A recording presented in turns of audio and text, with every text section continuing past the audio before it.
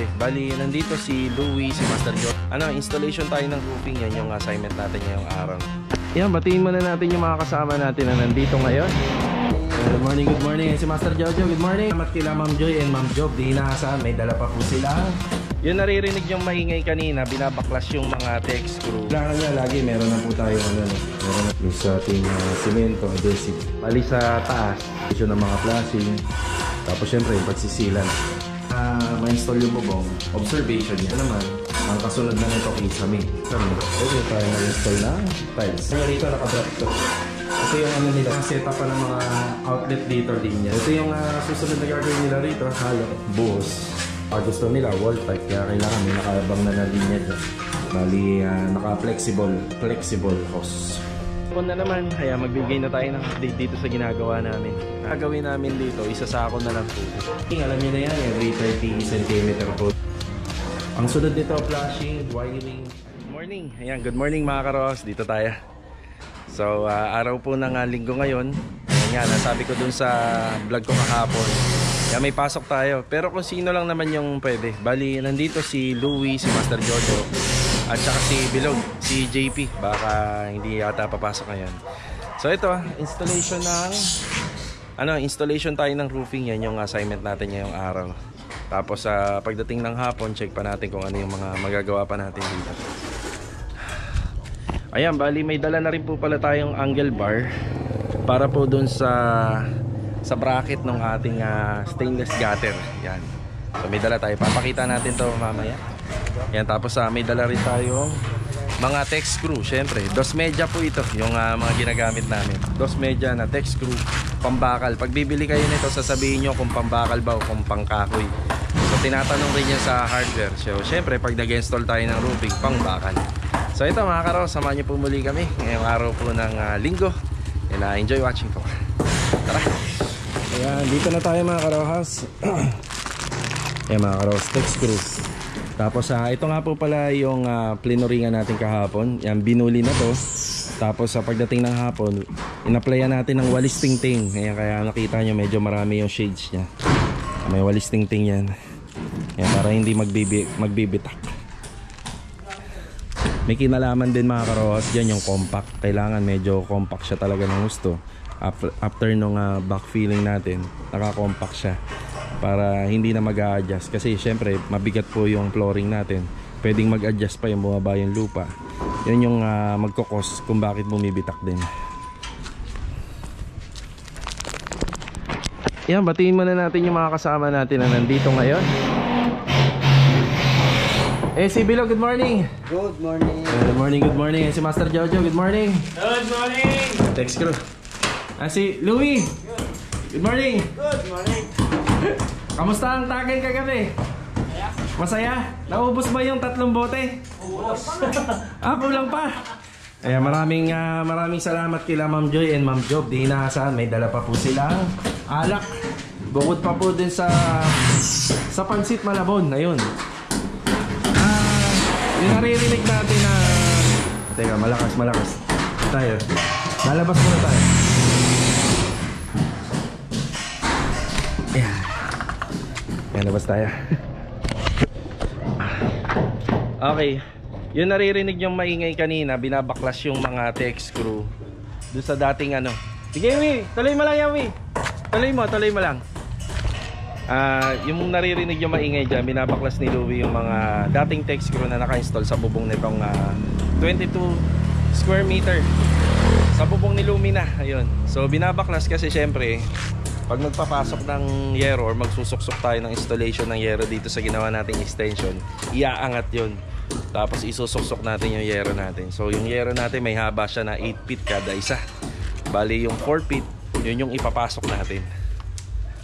Ayan, para kapag umulan po talaga, mahaba yung span na pinasok natin doon sa dugtungan. So ayan, para tuloy-tuloy yung trabaho rito, mamaya na tayo mag-shoot ng video para dire-diretso na rin.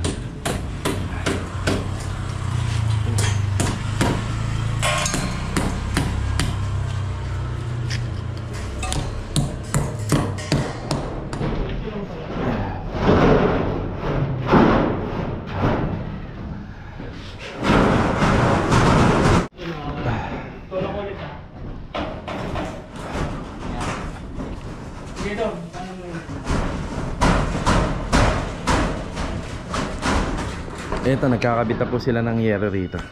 Tapos ganito yung itsura ng ating stainless gutter. Yan, nakasilant yung dugtungan din syempre. Yung mga nakasilant. Sa ilalim meron din siya, sa ibabaw meron din. Hanggang dito na yan. Dito na yan pupunta yung tubig.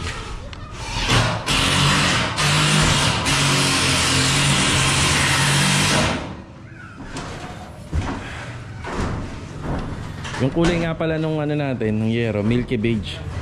Ayun yung metal paring natin nandun.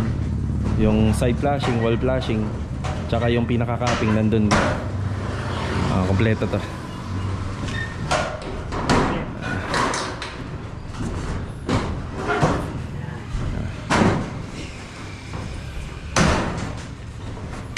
Tapos kapag naubos natin yung mga materials dyan sa taas, yeah, meron na tayong materials dyan ng epoxy primer, tsaka yung kakulay ng yero.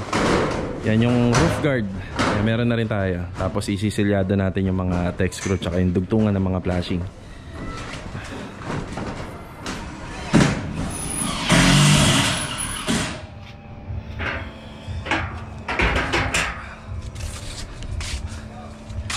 Okay, kakatapos na natin mananghalian.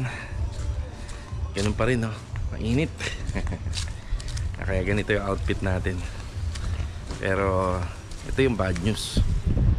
Ito, tingnan nyo. Wow. Sa bagay, wala naman kaming plastering ngayon. Nakapag-install kami ng bubong.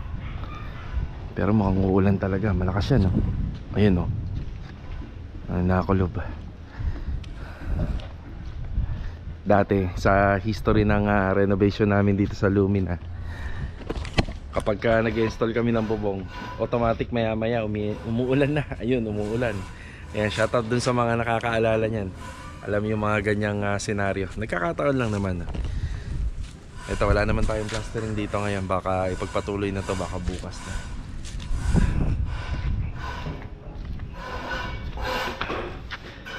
Ayan, dito tayo sa loob. Ayan o. Saktong-sakto yan, no? May bubong na. Pwede nang umulan. Tapos ito na yung ginagawa namin dito. Yung haba nito 180 cm lang. Tapos dito nakalocate yung kanyang lutuan. Gas range.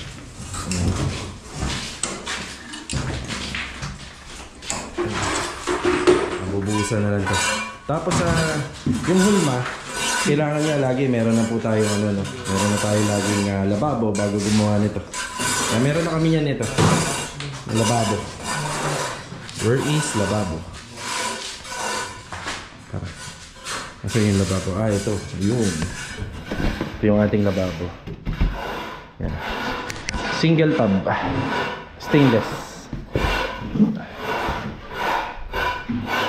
Yeah, update sa ating tawag dito yung sa ating semento adhesive. Bali sa taas, ang kulang na lang doon yung flashing.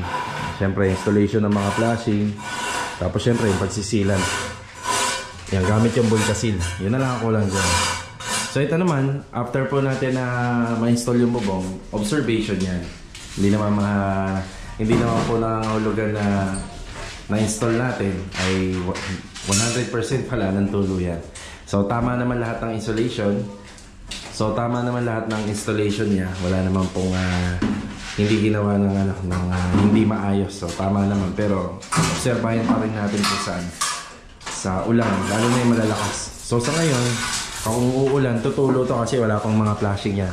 Hindi pa siya silyado. So yun na lang yung kulang dyan. Tapos dito naman, ang kasunod na nito kisame. Kapag natapos yun sa mga flashing yan, pwede na mag-install ng metal framing rito. And meron na tayo sa taas mga framing, mga C-channel bar at saka metal parings. Yan, meron na. Tapos kapag natapos yung kisame, pwede na tayo mag-install ng tiles. Meron na rin tayo dyan. Kompleto na rin. Halo para mabuhusan. Ito na yung ating kitchen counter. Gas range.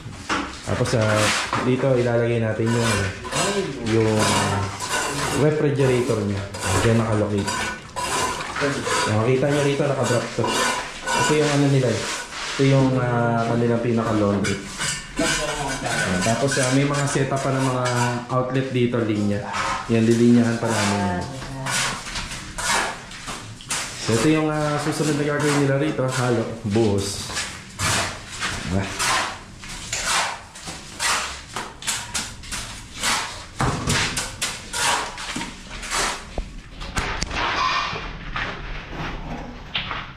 So sa lababo nga po pala, alamin natin kay client ko anong klaseng faucet. So baka gusto nila wall type, kaya kailangan may nakabang na linya dyan. Pagka wala kayong nakikitang linya, kagaya nito, vertical type to. Yung mga duct type, swan type. Bali yung linya ng tubig niya nandito. Ayun o, nandun.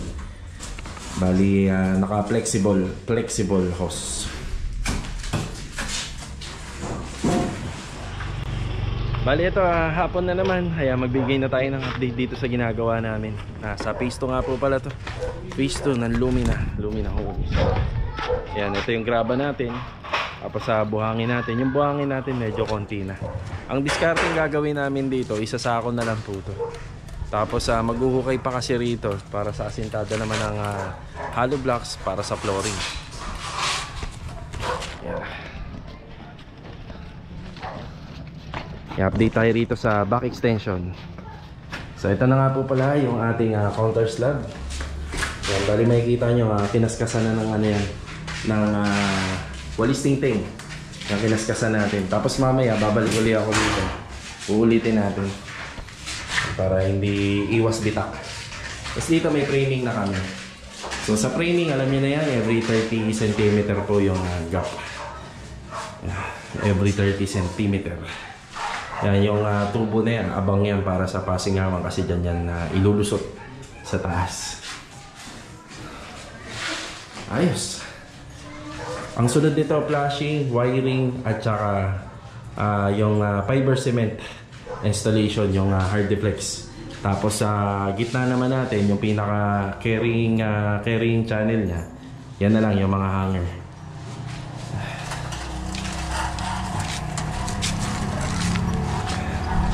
Ayan, nakatapos na naman tayo ng isang buong araw. Ngayong araw po ng linggo. Kita-kita na lang po muli sa susunod na video. God bless. Ingat po palagi. Ayan, paalam po muna.